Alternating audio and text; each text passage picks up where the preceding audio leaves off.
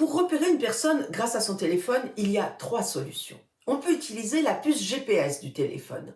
C'est de la géolocalisation par satellite. C'est une fonction qu'on utilise généralement avec nos applications de guidage. Dans ce cas-là, la précision de la localisation du téléphone est comprise entre 5 mètres et 30 centimètres pour les smartphones les plus récents. C'est le système qui a été choisi en priorité par l'Asie. À Taïwan, les porteurs éventuels du virus sont équipés de téléphones GPS dont le tracker est directement relié au service de police. Tout contrevenant risque une amende de plus de 30 000 € et d'avoir son nom publié sur une liste des mauvais citoyens. L'autre solution, c'est le bornage. Pour émettre et recevoir des appels, nos téléphones se connectent régulièrement à des bornes. Des bornes, ce sont des grands poteaux sur lesquels les opérateurs téléphoniques ont installé des antennes.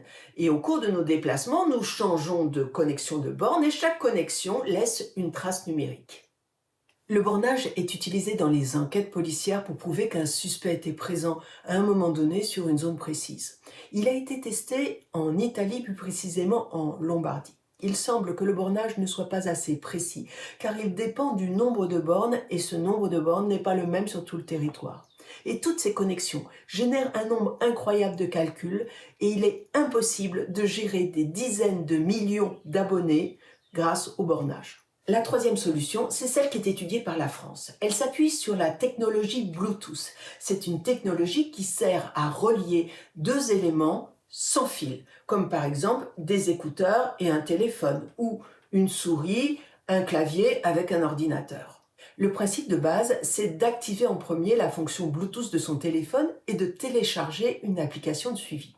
À partir de ce moment-là, tous les téléphones qui ont téléchargé cette application de suivi pourront communiquer entre eux grâce au Bluetooth et échanger des informations. Et si l'un des propriétaires est déclaré comme potentiellement infecté au Covid-19 et qu'il s'approche à moins de 2 mètres d'un autre téléphone, eh bien, un message d'alerte, un SMS, sera envoyé sans que l'on sache véritablement qui est la personne infectée.